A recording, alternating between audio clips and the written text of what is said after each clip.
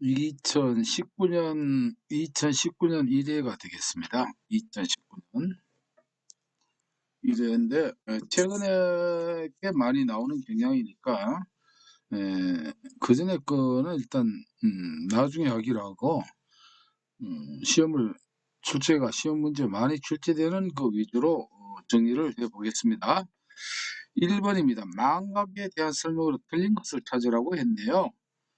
그렇게 어려운 내용은 아니니까 한 번 익히면은 다음에 이런 거는 안 틀릴 겁니다. 망각은 단기 기억과 장기 기억에서 모두 일어날 수 있습니다. 망각은. 그렇네요. 시간이 경과함에 따라 이전의 정보를 더 많이 잃어버리는 현상을 쇠퇴라고 합니다. 쉽게 말하면 정보가 날아가 버린다 이렇게 보면 되겠지. 이거는 날아가 버린다 이건 쇠퇴가 되겠습니다. 망각은 적절한 인출 단서가 없거나 유사한 기억 내용이 간섭을 해서 나타날 수 있습니다. 우리가 망각은 이렇게 저장을 우리가 해놨다 하더라도 인출 단서가 없으면은 이게 망각이과 마찬가지거든요. 있긴 있더라도.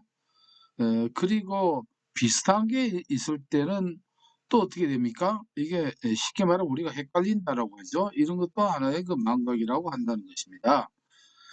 그래서 맞는 내용이고 장기 기억에서 망각이 일어나는 주요 이유는 대치와 쇠퇴 현상 때문이다 했는데 우리가 장기 기억 같으면 이미 안에는 들어와 있습니다. 우리 안에. 장기 기억은 안에 저장돼 있는 것이거든요. 그런데도 왜 망각이 일어나느냐 하면 대치와 쇠퇴 딴 걸로 이게 아니고 쇠퇴 날아가 버린 게 아니고 있긴 있습니다. 있는데 어떻게 됩니까? 이 인출을 못하는 거죠. 인출을. 있긴 있는데 그래서 장기 기억의 망각은 바로 뭐라고 하냐면은 여기 있죠. 장기 기억에서 망각의 주요 원인은 인출하는데 실패로 보는 견해가 많다. 뭐 뇌의 그 상황을 명확히 이렇다. 그렇다는 지금 단정할 수는 없고 이렇게 인출 실패 꺼내는데 실패를 하면은 이게 망각과 같아 이렇게 이해를 하시고 넘어가시면 되겠습니다.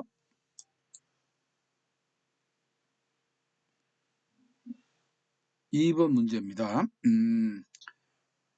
페스팅과 칼 스미스 연구에 의하면은 피험자들이 적은 돈 혹은 많은 돈을 받고 어떤 지루한 일을 재밌다고 다른 사람에게 말하였을 때 후에 그 일에 대한 태도의 결과로 옳은 것은 했습니다. 자, 여기 옳은 것은이라고 했는데 여기에서 우리가 먼저 알아야 될 게 이 페스팅거와 칼 스미스의 이 연구 이론이 뭐냐면은 이게 인지 부조화입니다. 인지 부조화거든요. 그러니까 인지가 이렇게 보면 인지가 정상이 아니고 인지를 보편적인 사람들과 비해서 비정상이다. 하는 게 뭐냐면은 이 페스팅과 칼 스미스의 그 개념입니다. 이론의 개념이거든요. 그러면은 여기에서 옳은 것을 찾으라고 했는데 이 옳은 것은 비정상적인 걸 찾으라 이 말이에요. 비정상적인 인지가 부조화, 일치가 안 되는 이런 사람들에 대한 그걸 찾아내야 됩니다. 그래서 그 방향을 보면은 우리가 이게 정상인 건가 아닌가 이걸 한번 봅시다. 적은 돈을 받은 사람은 자 아주 지루한 일을 했는데 돈을 적게 받았어요. 근데 실제로 그 일이 재밌다고 생각한다. 이거는 비정상이죠. 적은 돈을 받고 지루한 일을 했으면 재미없다고 해야 되는 게 당연한데 이게 옳지가 않아요, 이것이. 그러니까 이게 다시 말하면 이 부조화 이론에 맞다는 거지. 이게 비정상적인 게 맞다 이렇게 보시면 됩니다. 우리가 이해를 하기 위해서 또 뒤에 문제를 볼게요. 많은 돈을 받은 사람은 실제로 그 일이 재밌다고 생각한다. 예, 돈을 많이 받았기 때문에 지루했다 하더라도 어떻게 합니까? 그 일이 재밌다고 생각하는 거는 이거는 정상인 거예요. 자, 적은 돈을 받은 사람이나 많은 돈을 받은 사람 모두 실제로 그 일이 재밌다고 생각한다. 예, 여기서 많은 돈을 받은 사람이 재밌다고 생각하는 거는 요거는 정상인데, 적은 돈을 받은 사람이 재밌다고 생각하는 이건 아니죠. 이거는 정상과 비정상이 두 개 다 같이 있으니까 이거는 여기에 부조와 이론에 해당되지 않습니다. 적은 돈을 받은 사람이나 많은 돈을 받은 사람 모두 그 일이 지루하다고 생각한다. 자, 여기에서 적은 돈을 받은 사람이 지루하다 생각하는 것은 정상인데, 많은 돈을 받은 사람이 지루하다라고 하는 것은 이거는 부조하거든요. 이게 하나는 맞고 하나는 틀리니까 여기에 요구하는 답은 1번이 되겠습니다. 적은 돈을 받은 사람은 실제로 그 일이 재밌다고 생각한다. 이게 비정상이다 이렇게 보면 됩니다. 이게 인지가 부조하다 이렇게 보시면 됩니다. 네, 그래서 요 문제가 가끔씩 나오는 문제니까 여기에 만약에 페스팅거와 칼 스미스의 인지 부조화 개념에 대한 연구에 의하면 여기에 나와 있으면 이 답을 찾기가 쉽습니다만은 이게 그게 없기 때문에 우리가 앞으로 이 문제를 볼 때는 이게 비정상을 찾는다. 앞으로 페스팅과 칼 스미스가 나오면 비정상적인 사례를 찾는다. 이렇게 이해를 하시면 좋겠습니다.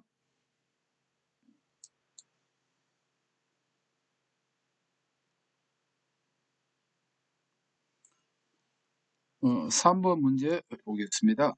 성격 이론에 대한 설명으로 틀린 것은 했습니다. 유형론이 비연속적 범주에 의해서 성격 특징들을 기술하는 데 비해 특성론은 연속적인 속성으로 성격 특징들을 파악하고 기술한다. 이렇게 되어 있는데 이게 조금 뭐 좀 난해한 내용입니다만은 어떤 범주에서 이렇게 하는 게 유형론이고, 특성론은 어떤 그 사람들의 속성, 특성으로 인해서 성격 특징들을 파악하고 기술한다 이렇게 이해를 해주시고요.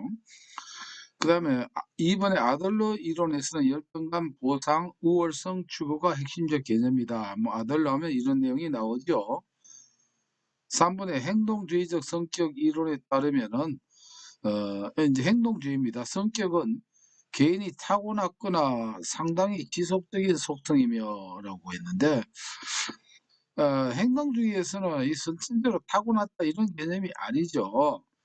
우리는 이 성격 이론의 다른 내용은 잘 모른다 하더라도 행동주의가 이게 아니다라고 하는 것만 기억하셔도 되겠습니다.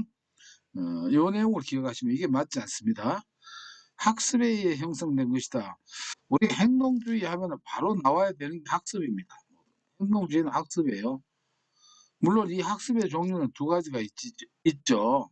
고전적 조건 형성과 그 다음에 조작적 조건 형성이 학습의 방법이 이 두 가지가 있는데, 학습을 통해서 뭐냐면은 이루어지는 것이 행동주의적 성격 이론입니다. 그래서 학습에 의해 형성된 것은 맞다는 것인데, 단지 앞에 개인이 타고났거나 상당히 지속적인 속성이다라고 하는 이것은 여기서 맞지 않다. 그래서 이게 틀렸다라고 보시면 되고요. 로저스가 묘사한 완전히 기능하는 인간은 경험에 대한 개방, 자신에 대한 신뢰, 내적 평가, 성장 의지를 가진 사람이다. 뭐 이 로저스의 그 어떤 이용이 광범위하기 때문에 다 몰라도 뭔가 내담자를 어떻게 좋게 표현하는 이런 건 다 맞는 내용이라고 보면 되겠습니다. 3번의 행동주의에서는 타고났다라고 하는 이 개념은 여기에서 해당되지 않는다. 이렇게 정리를 하겠습니다.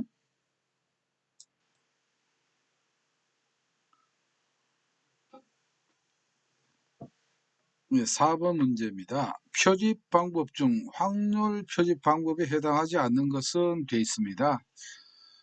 우리가 통계를 할 때는 일단은 샘플 있죠. 샘플을 우리가 표본이라고 합니다.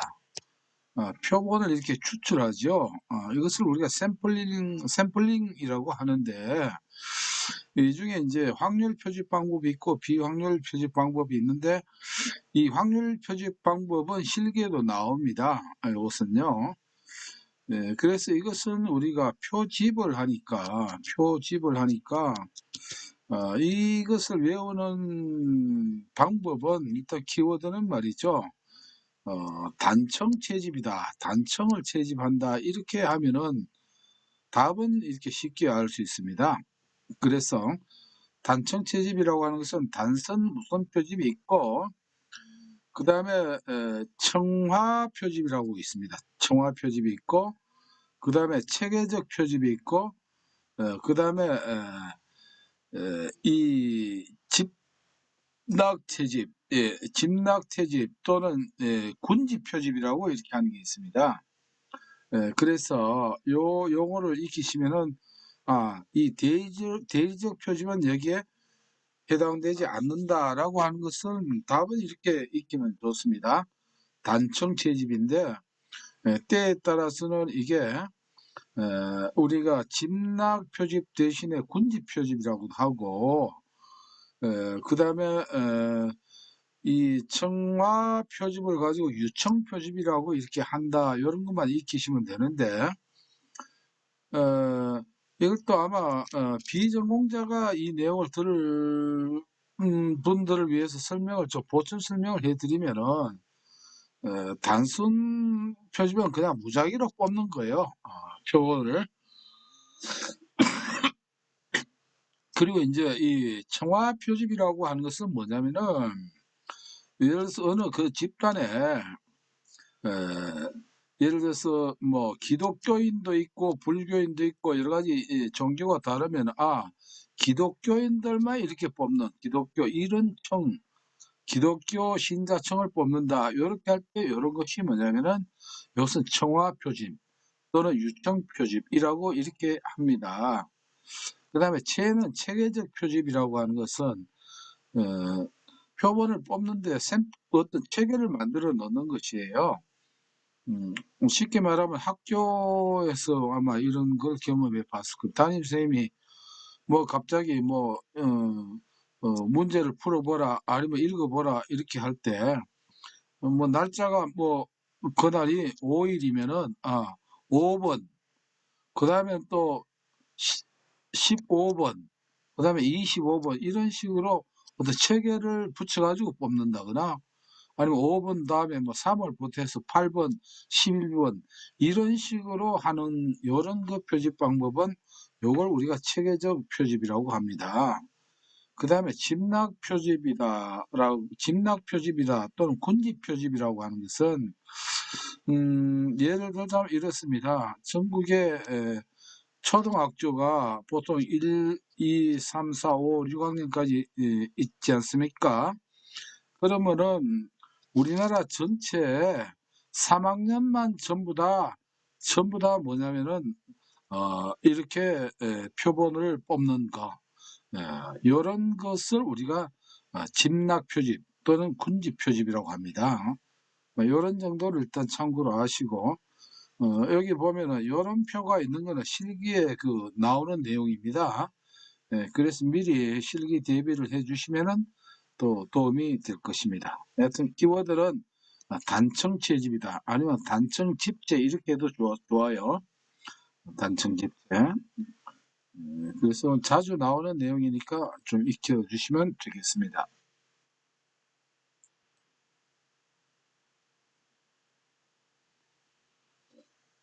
5번 문제입니다. 프로이드에 따르면 그것의 불안을 극복하는 과정에서 형성되는 성격의 요소는 되어 있습니다. 우리가 프로이드 정신분석에서 성격의 구조 3요소는 이제 이드가 있고, 그 다음에 에고가 있고, 그 다음에 슈퍼 에고가 있죠. 이렇게. 그래서 요 세 가지로 원초적 자아가 있고, 그냥 자아가 있고, 그 다음에 초자아 혹은 우리가 도덕적 자아라고 하는데, 이때 그것의 불안을 극복하는 과정이 바로 이 어느 시기냐면은, 우리가 심리성적 그 발달 단계가 처음에 구강기가 있고, 그 다음에 학문기가 있고, 그 다음에 남근기가 있지 않습니까? 이럴 때 이 남근기에 해당이 되겠죠. 이때가 그것의 불안을 느끼는 단계입니다. 이때 우리가 어떤 현상이 일어나냐면 우리가 흔히 말하는 오디피우스 또는 여성인 같은 경우는 일렉트라 컴플렉스가 생기죠. 이것은 쉽게 말하면 남아인 경우에 어떻게 됩니까? 엄마를 이성으로 생각하고 아버지를 하나의 적이라고 생각하는 거죠. 연적이다.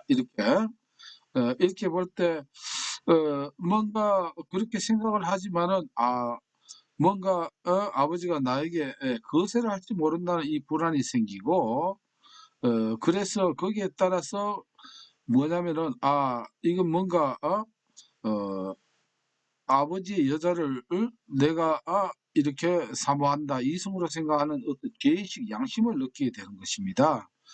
이래서 이때 생기는 것이 바로 도덕적인 그 죄의식 양심을 느낀다.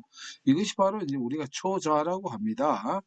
뭐 설명은 이렇습니다만 이 문제는 출제 빈도가 매우 높습니다. 그래서 그것의 불안을 느끼는 것은 다시 말하면은 이때 초자입니다. 이때 성격 요소는 초자가 형성이 되고 이때는 시기는 언제냐? 우리가 남건기다라고 하는 요렇게 세트로 기억을 해 주시면은 앞으로 다른 문제 풀 때도 도움이 되리라 생각합니다.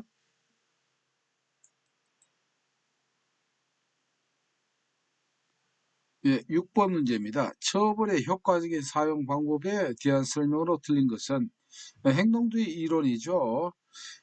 우리가 이 처벌 강화에서도 강화 중에서도 우리가 이 처벌도 강화의 하나가 들어갑니다.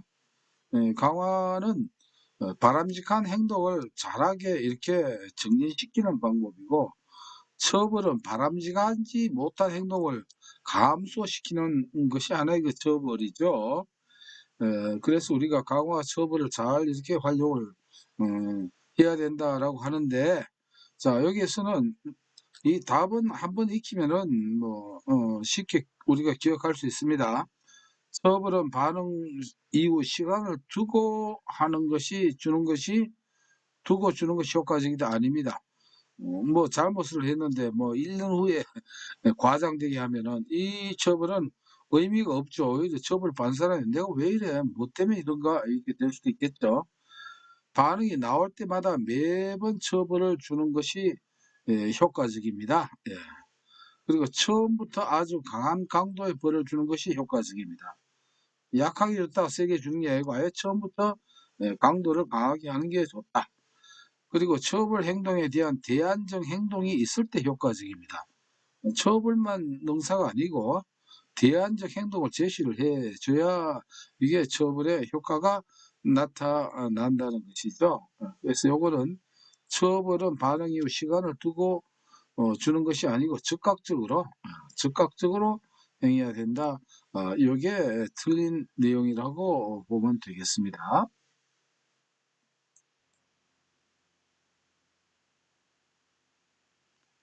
7번 문제입니다. 로저스의 성격 이론에서 심리적 적응에 가장 중요한 역할을 한다고 가정하는 것은 자강도, 자기, 자이상, 이식. 자, 여기에서 보면은 우리가 어, 자아와 에고 이게 자아와 자기 이것은 개념이 좀 다릅니다만은 이걸 설명하기에는 우리가 이 뭐 필기 시험에 필요한 내용은 아닌 것 같아요. 단지 자아는 주로 많이 쓰기 시작했던 사람이 이제 정신분석이죠. 그러나 뒤에 나오는 그 융 같은 경우는 자기 셀프로 이렇게 표현하기도 하고 특히 로저스는 자기라고 이렇게 합니다. 그래서 우리가 로저스 하면은 자아 강도나 자아 이상의 인식이 아니고 자기로 표현을 하고 이 자기와 이 로저스가 중요한 것은 경험의 불일치를 상당히 강조해요. 경험의 불일치. 경험이 불일치할 때 불안이 발생한다. 힘들게 된다. 이렇게 심리적으로 아주 힘들게 된다라고 하는 것이 로저스의 그 성격 이론이고 한데, 그래서 어떻게 하든지 경험을 일치시켜 주는 겁니다. 자기와 경험을 일치시켜 주는, 이게 하나의 그 상담 방향이라고 할 수가 있겠습니다. 네, 그래서 로저스 하면은 자기다. 자라고 쓰지 않고 자기로 이렇게 표현한다. 이렇게 간단하게 정리하고 넘어가는 게 좋겠습니다.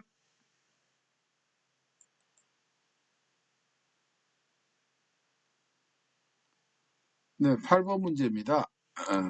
성격 심리학의 주요한 모델인 성격 5 요인에 대한 설명으로 옳은 것은 했습니다. 성격 5 요인을 우리가 다른 말로 빅5 이론이라고도 이렇게 하죠. 골든버그라고 해서 이렇게 성격 5 요인을 이렇게 개발했죠. 했는데, 뭐 여기 보면은 우리는 신을 경외하면은 우리는 성공한다. 신을 경외하면은 우리는 성공한다. 이렇게 해서 신경증 또는 이것을 정서적 불안정성이라고 하고, 경험에 대한 개방성입니다. 경험에 대한 개방성, 외향성, 우호성 또는 친밀성 또는 성실성, 이 5가지를 우리가 이 골든버그의 빅5 이론이 되겠는데, 이 내용이 그렇게 만만한 내용이 아닙니다. 그렇기 때문에 이런 거는 여기에 너무 이해하려고 매달리지 말고 답을 익혀 놓는 게 좋습니다. 5 요인에 대한 개인 차이에서 유전적 요인은 찾아볼 수 없다가 아니고, 이 성격에서 유전적 요인을 무시할 수는 없죠. 그 다음에 성실성 점수가 높은 사람의 경우 행동을 계획하고 통제하는 것을 돕는 전두엽의 면적이 더 큰 경향이 있다. 요거는 맞는 표현입니다. 예. 아무래도 전두엽은 어떻게 할까요? 계획과 통제하는 사령부 역할을 하니까 말이죠. 요거는 맞는 내용이고, 뇌 연결성은 5 요인의 특질에 영향을 미치지 않는다. 이건 아니죠. 뇌도 안에 상호작용을 하죠. 각 부위마다. 예, 그래서 그것도 맞지가 않고, 정서적 불안정성의 신경증은 우리가 정서적 불안정성 또는 신경증이라고 합니다. 일생 동안 계속해서 증가하고, 성실성, 우호성, 개방성과 외향성은 감소한다. 뭐 이런 것들이 성장하면서 더 증가를 하겠죠. 그래서 이것도 틀린 내용입니다. 그래서 여기에 맞는 답은 성실성은 전두엽의 면적이 더 큰 영향이 있다. 왜? 전두엽은 이렇게 계획을 통제하는 이런 것을 이런 역할을 하니까, 사령부 역할을 하니까 이렇게 정리하고 넘어가는 게 좋을 겁니다.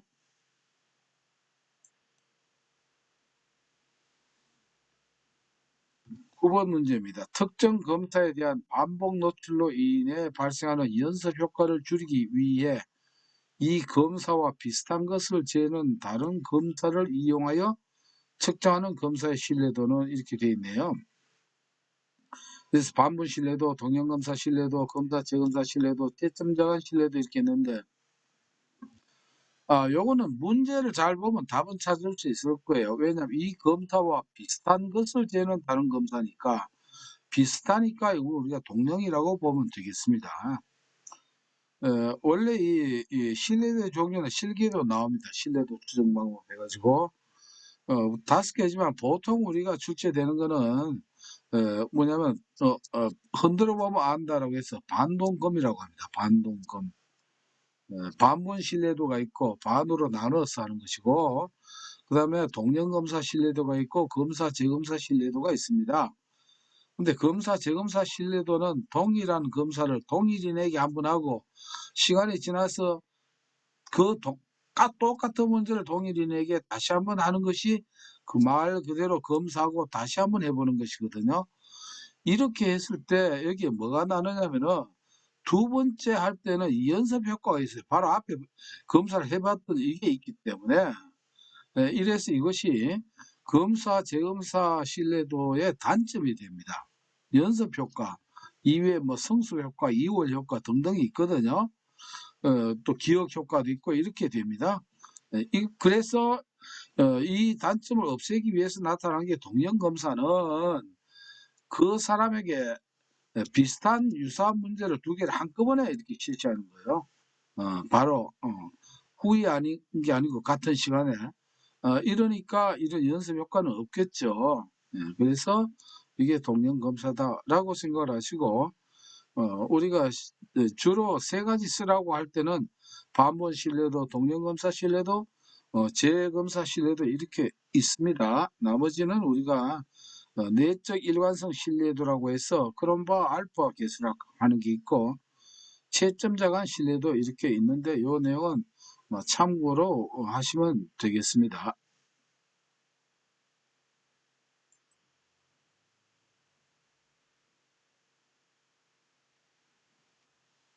10번 문제입니다. 다음 설명이 나타내는 것은 우리는 교통사고 혹은 교통위반 범칙금을 예방하기 위하여 빨강 신호등에서 정지하는 것을 학습한다. 이렇게 되어 있는데요.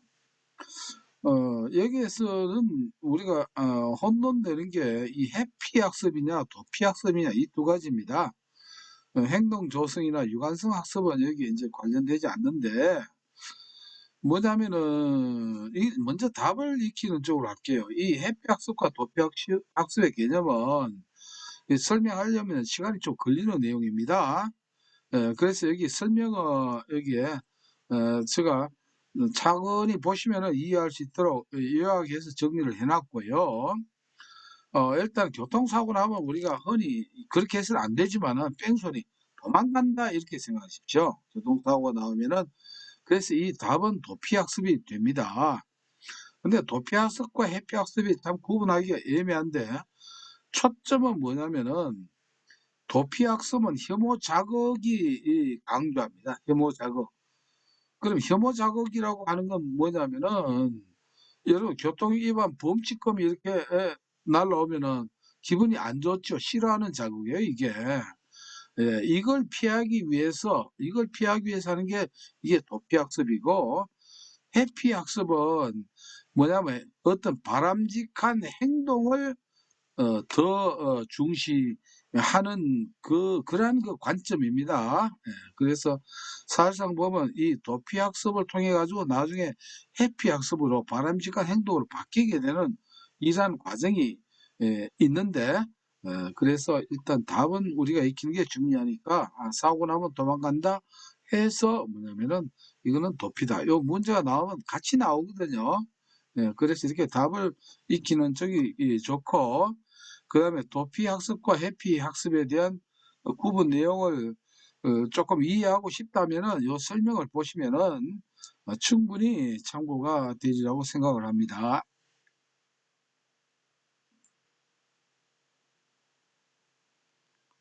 11번 문제입니다. 다음 실험에서 살펴보고자 한 것은 할로윈데이 밤에 아이들이 찾아와 사탕 과자 안 주면 장난칠 거예요 라고 외치는 경우, 한 사람이 한 개씩만 가져가라고 한 다음 사탕 과자가 든 바구니를 놓아둔 채 문 안으로 사라진다.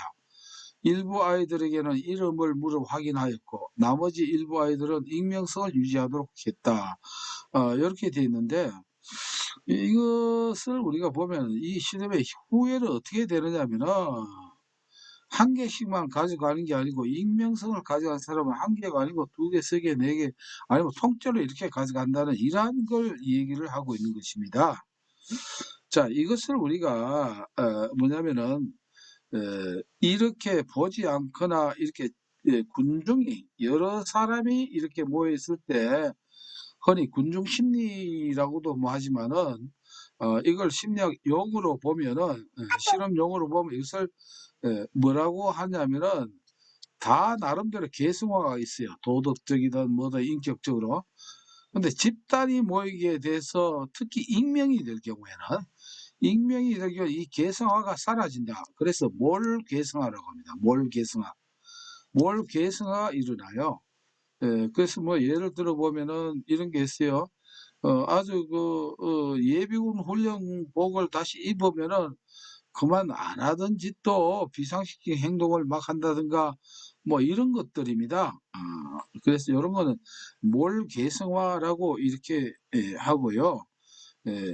이 요걸 인제 요런 거 나오면 할로윈 데이 나오고 웃자고 좋다고 하면 여러분들요 똑같이 요 문제가 나오니까 '아 몰개성하다.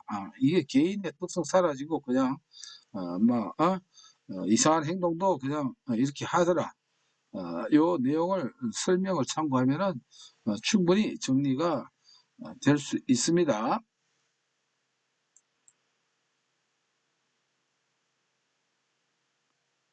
12번 문제 보겠습니다.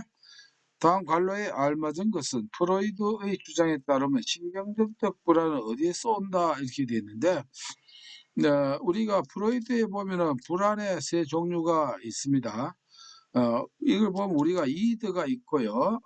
그다음에 에고가 있고 그다음에 여기 이제 이렇게 슈퍼 에고가 있습니다. 있으면은 에고가 현실을 보고 느끼는 것을 우리가 현실적 불안이라고 하고 그다음에 이드와 뭔가 에고가 누르는 이 충돌, 이 갈등에서 오는 것을 우리가 신경정적 불안이라고 합니다. 그래서 현실적 불안, 신경정적 불안인데 그러나 이번에는 그러니까 이게 이제 신경정적 불안이네요. 그다음에 이 이드와 초자 슈페고 간의 충돌로 일어나는 것을 이것을 우리가 도덕적 불안이라고 합니다. 이런 개념은 우리가 정리를 해보면은 그러면은 신경적 불안은 어디에서 나옵니까? 환경에 있는 실제적 위험은 이건 현실적 불안이죠. 환경 내 어느 일부를 과장해 해석한다. 뭐 이것도 아니고 우원초와의 충동, 이더의 충동과 자아 억제 사이의 무의식적 갈등이 그렇게 되죠. 요게 요렇게 됩니다. 그 사회의 기준에 맞춰 생활하지 못함.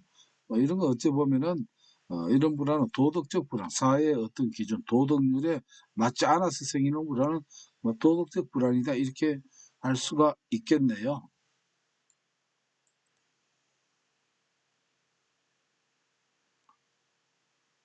13번 문제입니다. 너무 더우면 땀을 흘리고 너무 추우면 몸을 떠는 것과 같이 항상성을 유지하는 것과 관련이 있는 뇌의 부위는 이렇게 되어 있습니다. 뭐 저절로 이렇게 되는 이런 건 어떤 그 자율을 어떤 그 신경이 작동을 하죠. 그럼 우리는 이거는 보시면 이렇게 보면 됩니다. 자율신경과 우리가 대사 과정 이런 것은 전부 다 이것을 관리 유지하는 것은 이제 시상하부입니다. 시상하부로 이렇게 놓으시면 되고요. 이 시상하부는 자주 출제가 되거든요. 시상이라고 하는 것은 다시 말하면 시상 우리 시각을 처리하는 그 부분 아래에 이렇게 두 개 있는 요게 인제 뭐냐면 시상하부라고 합니다. 그 아래에 있다라고 해서 시상하부가 되겠죠. 그러면 시상하부에 대해서 쪼끔 더 알고 싶은 분은 요 내용을 보시면 되겠습니다. 하여튼 최대한 압축을 시켜 가지고 이렇게 정리를 했으니까 참고가 되리라 생각합니다.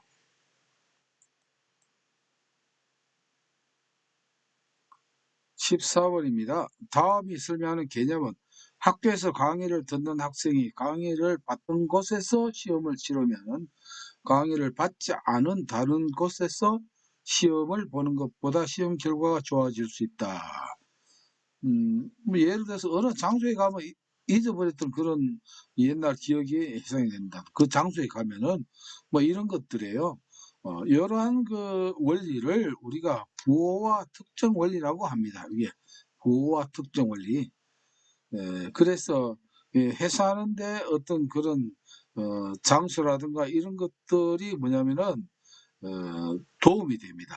그게 하나의 그 장소가 부호가 돼요. 어떤 이런 장소도 있지만 때에 따라서 이런 게 있거든요.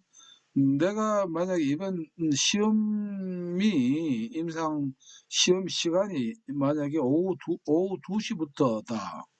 2 시부터 뭐 4시 반까지다. 이렇게 돼 있으면은 이러한 것을 이용하는 사람은 이 시험 공부를 언제 하냐면 오후 2 시부터 이렇게 해요, 쭉.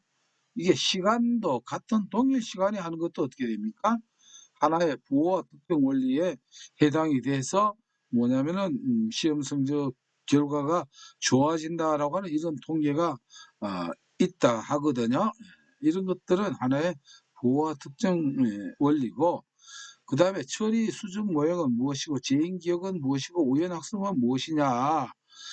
이건 동영상이 너무 길어지니까 필요한 분은 여기 있는 해설 교재를 참고를 하시면 되겠습니다. 다시 이렇게 업그레이드 해가지고 이렇게 다 교재까지 같이 올려놓으셨으니까요. 놓았죠. 네.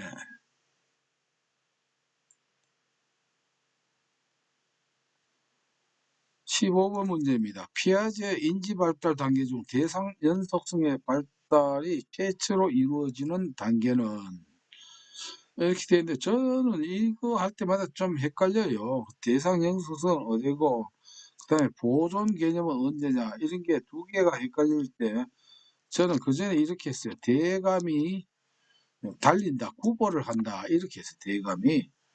그래서 대상 연속성은 감각 운동이요. 그 다음에 구체적 조작기에는 보존 개념이다, 이렇게 해서 여러분 도움이 되면 그렇게 하십시오. 뭐 이 발달 단계 쭉 전체가 통째로 나오는 게 아니고 하니까 대상 연속성은 대감이다. 대감이다. 그럼 구체적 조작기는 보존 개념이 생긴다. 뭐 이런 거예요. 그래서 이렇게 넘어가도록 하겠습니다.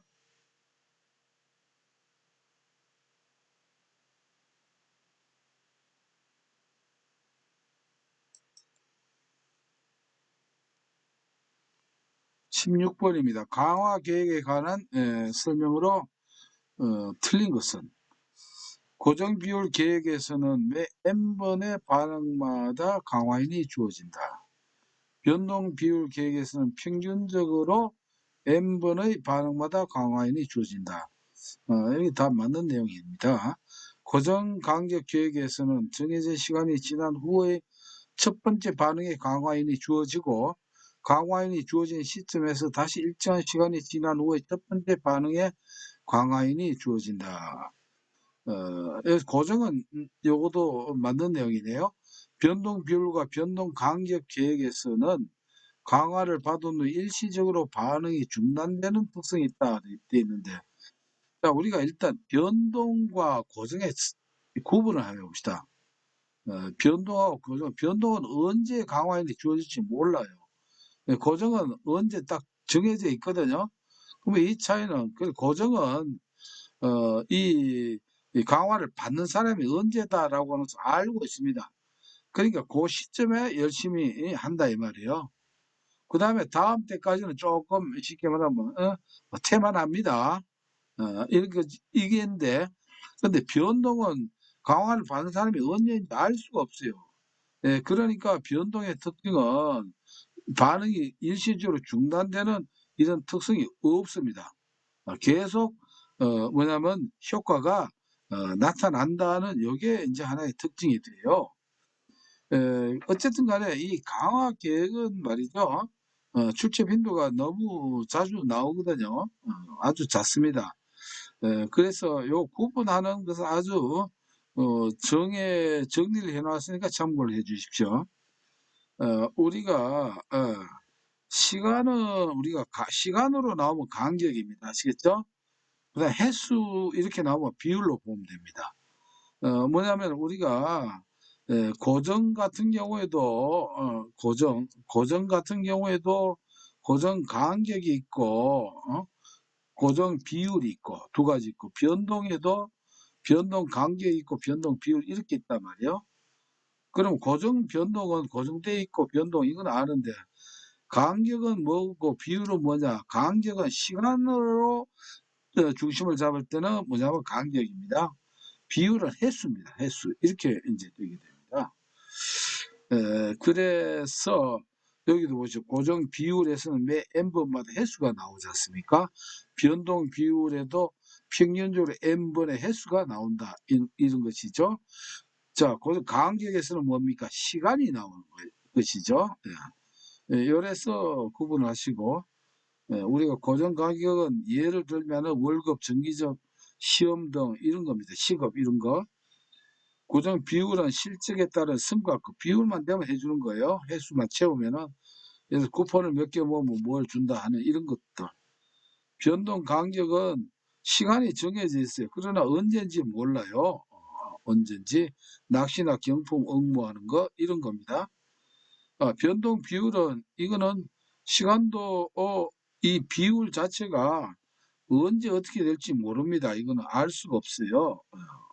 그래서 이게 대표적인 예가 횟수가 언제 될지도 몰라요. 매 n번의 횟수가. 그리고 시간도 알 수 없어요. 그래서 이게 카지노의 대표적인 것은 슬롯 머신이다. 요거 참고를 해주시면 되겠습니다.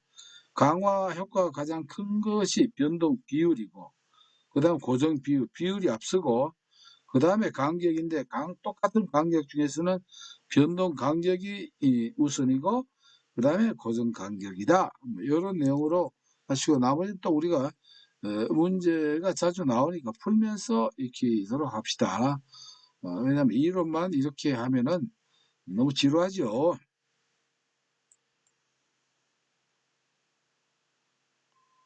17번 문제입니다. 마리아나가 기억에 미치는 영향을 알아보기 위한 연구에서 선행 조건인 마리화나의 양은 어떤 변수에 해당하는가? 우리가 변이는 우리가 이 연구 실험에서 독립 변수가 있고요. 독립 변수가 있고 종속 변수가 있습니다. 그러니까 종속이 됐다. 뭐가 종속 변이는 독립 변수에 따라가는 것입니다. 그러면 여기에서 우리가 이게 이렇게 보면 됩니다. 기억 실험을 했어요. 말이 하나를 얼마만큼 먹으면 기억력이 어떻게 바뀌는가. 그러면 말이 하나의 그 투입 양이 뭐가 됩니까? 말이 하나에 이게 이제 그 독립 변수가 돼요. 이 양에 따라 가지고 어떻습니까? 기억력이 어떻게 달라지죠. 여기에 따라서 달라진다. 근데 얼만큼 달라지는가, 얼만큼 변화가 있는가, 이걸 알아보는 게 이제 연구니까 말이죠. 네, 그래서 여기에서는 독립 변수는 마리아나 투입 양이 됩니다. 그 다음에 종속 변수는 자, 이 마리아나 양의 섭취에 따른 기억력의 변화, 이런 게 이제 이게 이제 종속 변수다 이렇게 보시면 됩니다. 어찌 보면은 이게 원인을 제공하고 결과다, 이렇게도 뭐 이해를 하시면 되겠죠. 그다음에 이제 가외 변수나 외생 변수는 이게 같은 말입니다. 가외 변수라고도 외생 변수라고 해요. 뭐 예를 들어서 뭐 기억력 실험을 하는데, 자, 이 마리아나 양과 기억력 말고 실험실에서 하는데 갑자기 하늘에 비행기가 쉥 하고 막 날아가요. 아주 굉음을 내고. 그러면 이건 처음에 전혀 없던 것이 예상 못했던 외생으로 생겨요. 그러나 어떻습니까? 비행기의 소음이 기억력에 영향을 줄 수가 있지 않습니까? 이런 것들이 쉽게 말하면 우리가 가외 변수다 또는 외생 변수라고도 이렇게 한다. 그리고 독립 변수와 이 종속 변수는 출제 빈도가 높은 게 독립 변수, 종속 변수라고 하는 것을 기억해 주시기 바랍니다.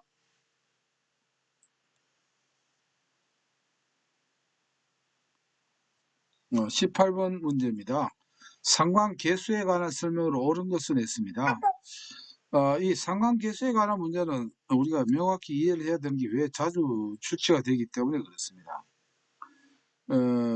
두 변수 간의 연합 정도보다는 변별 정도를 나타낸다. 아니, 연합 정도, 상관이죠. 서로 관련성, 연합 정도를 나타내는 이 말 자체가 답이 나와 있죠. 변별 정도를 나타낸다는 아닙니다.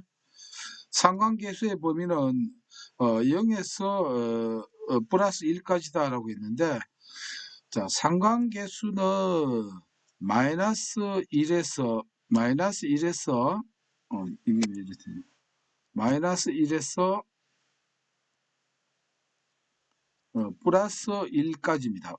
마이너스 1.00에서 플러스 1.00 이렇게 돼 있거든요. 이건 무슨 말이냐면은 우리가 이 하나의 그 독립변인과 종속변인이 같이 이렇게 정확히 같이 이렇게 가면 우리가 이것을 정적 상관이라고 해요. 요것도 상관이 이렇게 정적 상관이라고 합니다.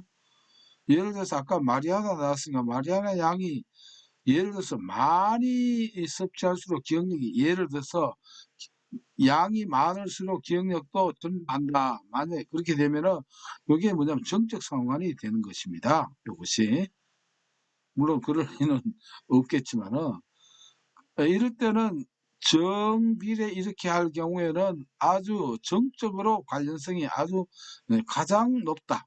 이럴 때는 이게 우리가 플러스 1이 되겠죠. 근데 반대로 이렇게 나오는 수가 있어요.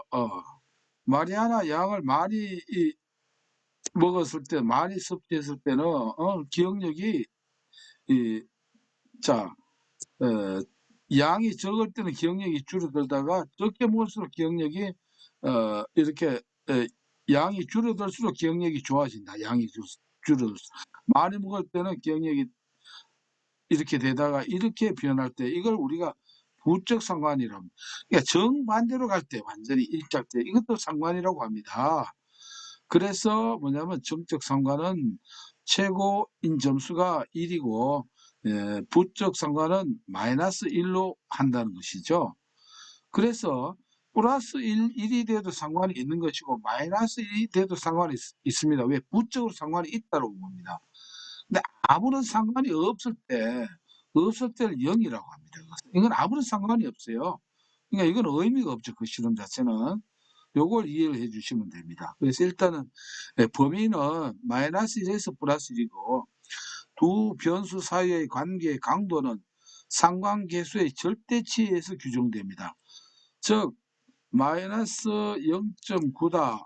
그 다음에 만약에 플러스 0.9다라고 하면은 이 상관계수는 플러스 마이너스를 하지 않고 이걸 절대값으로 해버리면은 다 같이 0.9가 되지 않습니까? 그럼 이 상관계수는 같대요. 마이너스 0.9나 플러스 0.9나 왜 반대로 상관이 있다. 역으로 상관이 있다. 이렇게 보니까 그래서 우리가 상관계수는 단순히 마이너스니까 없다 이렇게 보시면 안 됩니다. 절대값에 의해서 되니까 1에 가까울수록. 그래서 이 표현은 맞습니다. 플러스든 마이너스든 우리가 상관계수를 강도를 비교할 때는 절대값으로 한다. 이게 이제 맞는 표현이 됩니다. 한 변수가 다른 변수에 영향을 미치는 인과관계를 추론할 수 있다. 자, 우리가 관련 정도지 인과관계는 아닙니다. 아까 마리아나 할 때는 예를 들면 그렇게 생각하는 게 쉽다고 했지만 정확한 것은 인과관계를 추론하는 것은 아닙니다. 관련성이지 인과관계하고는 전혀 다르다.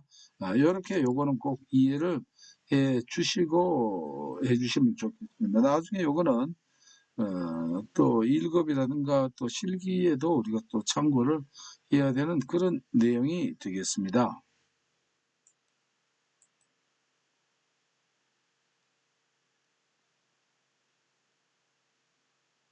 예, 19번입니다. 의미 있는 영역값을 갖는 측정의 수준은 우리가 척도의 종류가 척도 측정 도구의 종류라 보면은 방법이 일단 명서 등비가 있습니다. 명서 등비.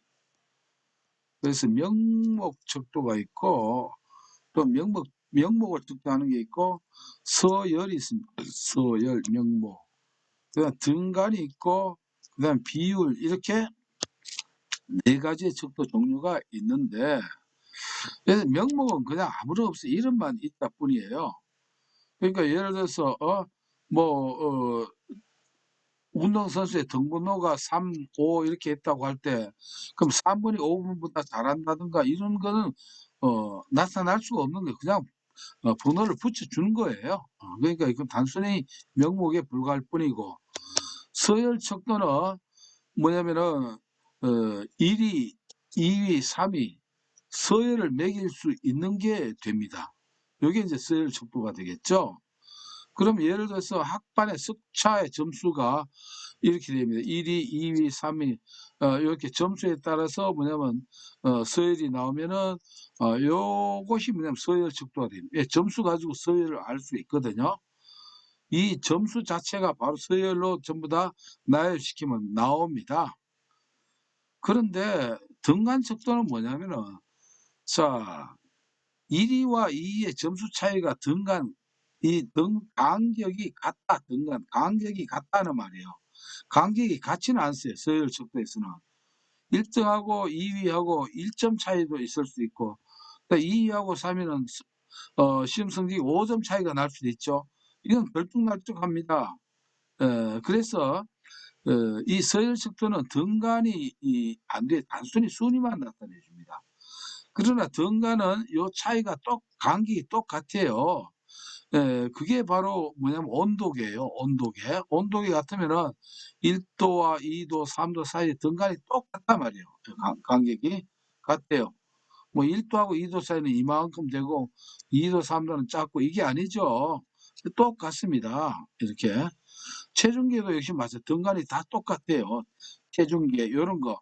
체중하고 다릅니다. 체중계. 예? 온도계 이런 게 같아요. 그런데 우리가 지금 알고자 하는 것은 의미 있는 영역값이라고 하는데 의미 있는 영역값을 우리가 절대 0점이라고 합니다. 절대 0점. 절대 0점. 절대 0점이 있고 우리가 의미 없는 영역값이 있어요. 이것을 임의 0점이라고 합니다. 임의 0점. 임의 0점. 요걸 구분해야 됩니다. 그러면은 절대 0점과 임의 0점은 뭐냐면은 우리가 온도계를 보면 0이 있어요. 0이. 0도가 있죠. 그런데 이 0도라고 하는 것은 실제 온도가 0도라고 하는 것이 아니고 임의로 뭐냐면 우리가 학자들이 요것을 0이라고 하자라고 임의로 결정해 놓은 게 0도입니다. 그러니까 이게 절대 0점이 아니라는 것이에요. 요것이. 그래서 요것은 우리가 임의 0점이고 우리가 예를 들어서 지능검사에서 표준 점수가 평균이 가운데 봅시다.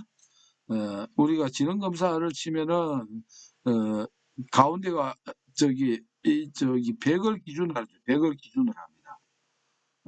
100을 기준으로 해서 15마다 편차가 있고 이래서 표준 편차가 이럴 때 표준 점수가 플러스 1이고 132면 플러스 2고 가운데는 0이에요. 그 다음에 이부터 내려오면은 85점 이렇게 되면은 표준 점수가 마이너스 1이고 마이너스 2 나오죠. 그럼 이럴 때 이 표준 점수 0을 보십시오. 이거는 표준 점수 0이라고 해서 그 사람의 지능이 뭐다? 0이 아니라는 것이에요. 왜?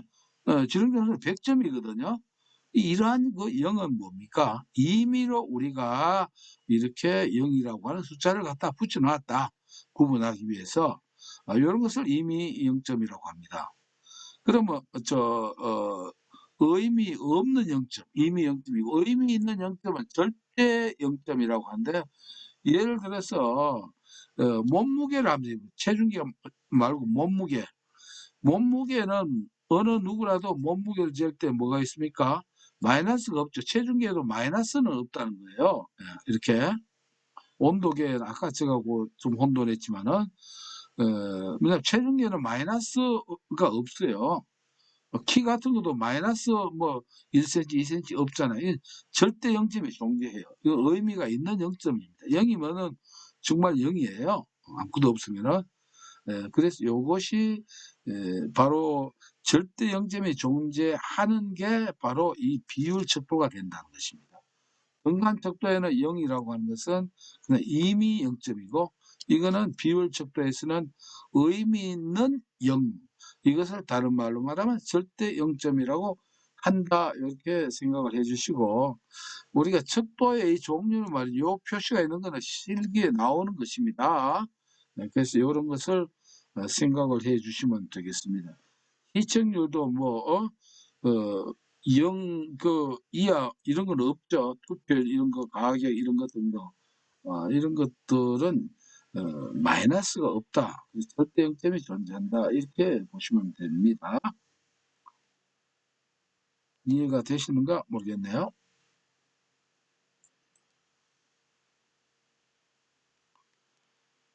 예, 심리 결혼 마지막 문제는 20번입니다. 내분비 체계에서 개인의 기분, 에너지 수준 및 스트레스를 해결하는 능력에서 중요한 역할을 하는 것은, 아까는 대사라든가 자율신경계 이런 거는 시상하부라고 했죠. 뭐 이것도 그냥 익혀 주셔야 될 겁니다. 그렇다고 뭐 뇌를 다 이렇게 전반적으로 하지 말고 우리는 시험에 맞게끔 에너지 수지 및 스트레스 이런 거, 기분 이런 걸 조절해 주는 것은 전부 다 부신에서 이렇게 하는 역할이다라고 이렇게 생각해 주시면 되겠습니다. 그래서 이렇게 답을 익히면 되는 거니까 뭐 부가 설명은 생략하기로 하고, 이것으로서 심리학 개론에 대해서 살펴보았습니다. 음, 비전공자가 또 위에서 조금 설명을 상세히 한 부분도 있거든요. 그런 점 이해해 주시기 바랍니다.